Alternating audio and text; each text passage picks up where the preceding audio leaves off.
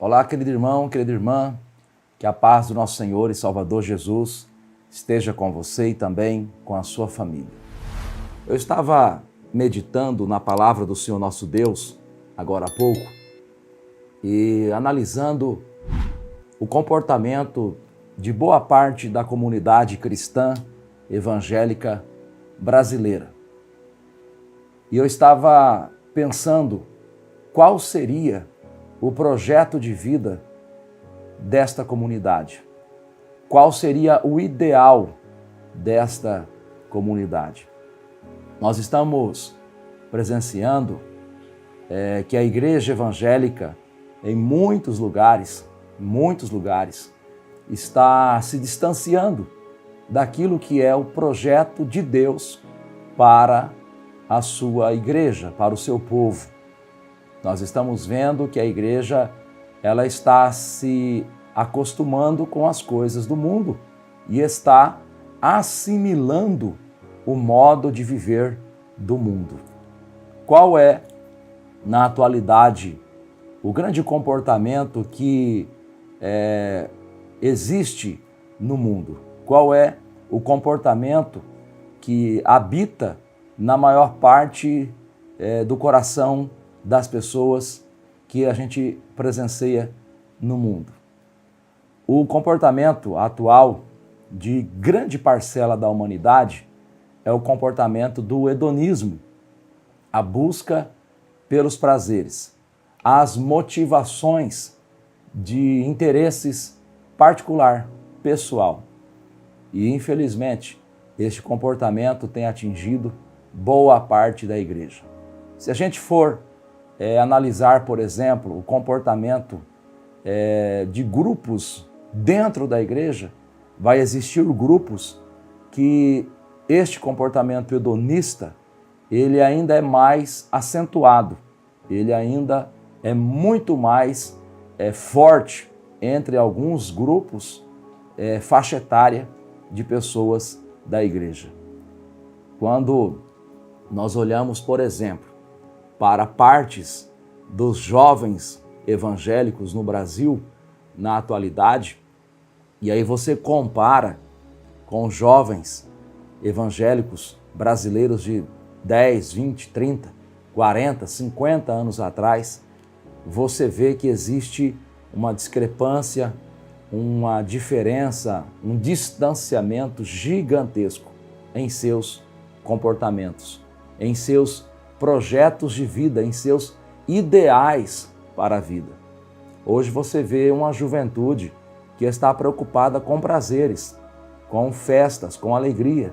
Hoje você vê uma juventude que está preocupada em satisfazer os seus desejos particulares, os seus desejos pessoais. Aí, querido irmão, querida irmã, nós temos na palavra de Deus, na Bíblia Sagrada, maravilhosos exemplos para comparar, para analisar e também para seguir.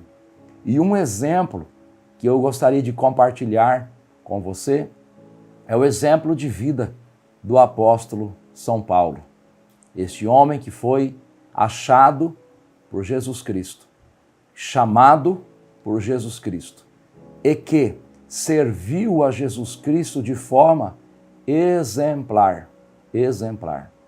Mas para nós não ficarmos apenas nas nossas palavras, vamos para a Bíblia Sagrada.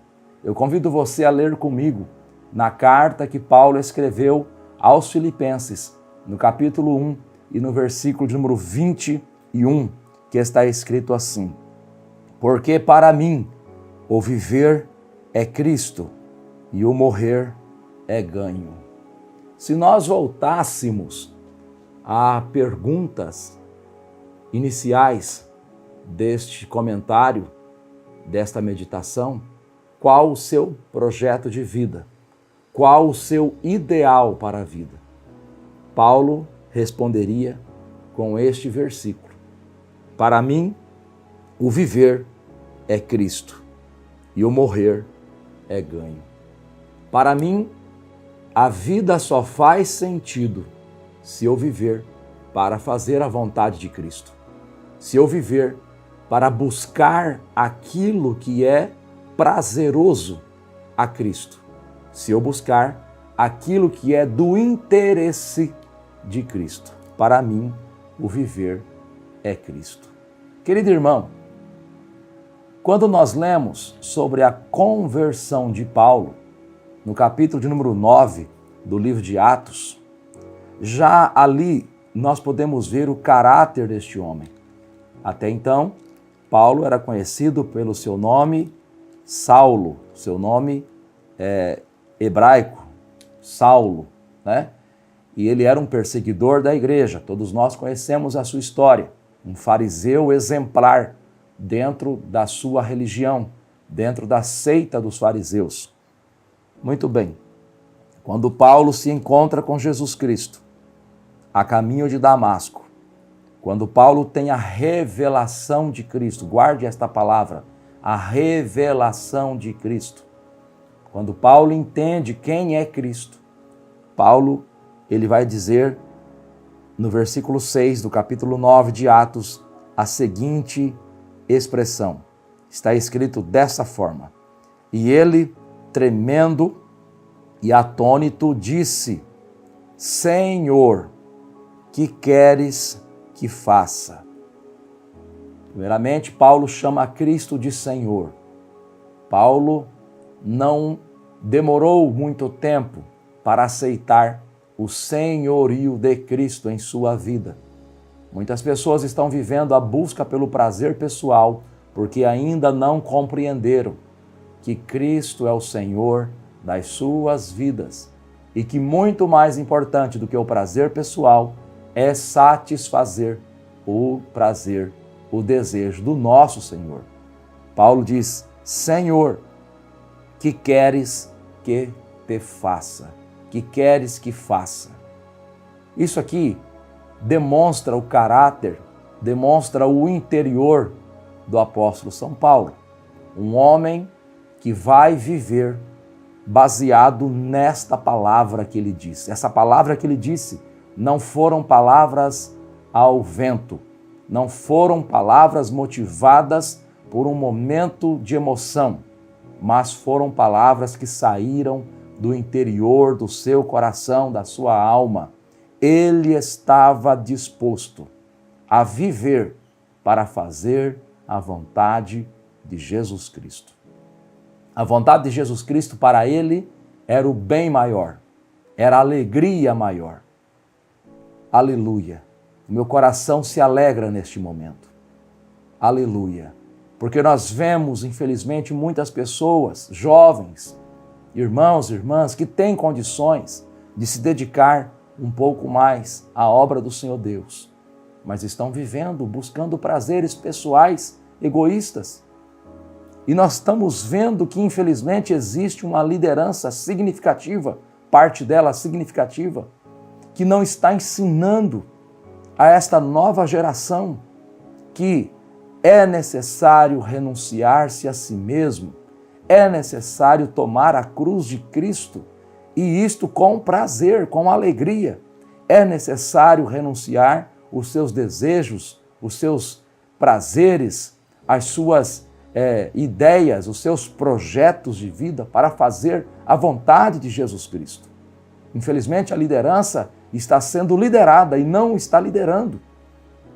A juventude, as pessoas querem fazer isso ou aquilo outro, e a liderança está sendo conduzida e não conduzindo. Está aceitando tudo e não está transmitindo o bom ensinamento bíblico da palavra de Deus para novas gerações. Paulo foi um homem exemplar em buscar fazer a vontade do Senhor Deus. Deus chamou ele para ser um pregador do Evangelho e ele com alegria fazia isso. Nós sabemos os relatos bíblicos. Paulo fez 3 grandes viagens missionárias. Paulo escreveu 13 cartas. Paulo, para você ter uma ideia, durante um período de 14 anos de ministério, ele vai viajar aproximadamente 14.000 725 quilômetros. Você tem ideia do que é isso? 14 mil, quase 15 mil quilômetros ele vai viajar pregando o evangelho. Isto há quase 2.000 anos atrás, quando não tinha carro, avião, navio com motor elétrico, a diesel, não, nada disso. Era uma época de dificuldades, mas Paulo vai romper todas as dificuldades por amor a Cristo Jesus e por amor àquilo que Jesus amava, ou seja, as almas. Eu gosto muito de um texto que o apóstolo Paulo, ele deixou relatado em uma de suas cartas, na segunda carta de Paulo aos Coríntios, no capítulo de número 12 e no versículo de número 15, segunda carta de Paulo aos Coríntios, 12, 15, está escrito assim: eu, de muito boa vontade, gastarei e me deixarei gastar pelas vossas almas, ainda que, amando-vos cada vez mais, seja menos amado. Você tem ideia do que é isso? A renúncia de Paulo por amor a Cristo e por amor às almas. Ele diz: eu vou me gastar. O que é isso? Eu vou dedicar tempo da minha vida. Eu vou renunciar às minhas vontades, os meus prazeres, para fazer a obra de Deus, abençoar vocês, amar vocês. Ainda que ele diga, ele era menos amado.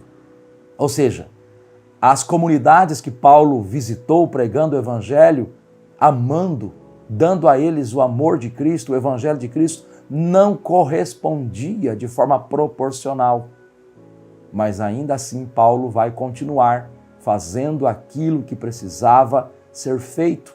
Paulo não ficou emburrado, Paulo não ficou em depressão, Paulo não ficou entristecido, amargurado, não. Por quê? Porque muito mais importante de ser amado pelos homens, ele tinha como prioridade fazer a vontade de Deus. O seu ideal de vida, o projeto de vida era fazer a vontade de Deus. Por isso ele diz: eu vou me deixar gastar. Hoje os jovens não querem se deixar gastar.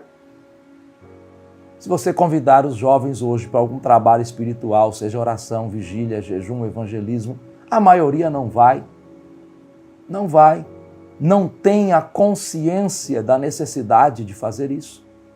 E infelizmente, em boa parte das igrejas, nós estamos vendo que os líderes não estão conscientizando os jovens a esta necessidade. Mas agora, se você chamar para uma festa, para apagar as luzes, ficar todo mundo no escuro, parecendo boate, com luz vermelha, luz azul, luz colorida, tambor, arruaça, dança, pulo, aí você vai ver uma multidão. O que é isso? Se não é um hedonismo, a busca pelo prazer pessoal, mas a renúncia para fazer a vontade de Cristo e para abençoar o próximo, as almas perdidas, aqueles que não ouvem o Evangelho, não está acontecendo. Não está acontecendo. Aí nós nos lembramos, por exemplo, de Apocalipse, capítulo de número 2, quando o Senhor Deus fala com a igreja em Éfeso, e o Senhor Deus repreende aquela igreja, porque ela deixou o primeiro amor, deixou aquilo que era o mais importante, o amor a Deus, o amor às almas. Infelizmente, se nós sairmos por aí perguntando para as pessoas do meio evangélico, qual o teu projeto de vida? Qual o seu ideal para a vida? Infelizmente, ouviremos as mais diversas respostas possíveis, mas serão poucos que irão responder de forma sincera que o seu ideal é fazer a vontade de Deus, fazer a obra de Deus, se doar na obra de Deus, para agradar a Deus e para abençoar o próximo.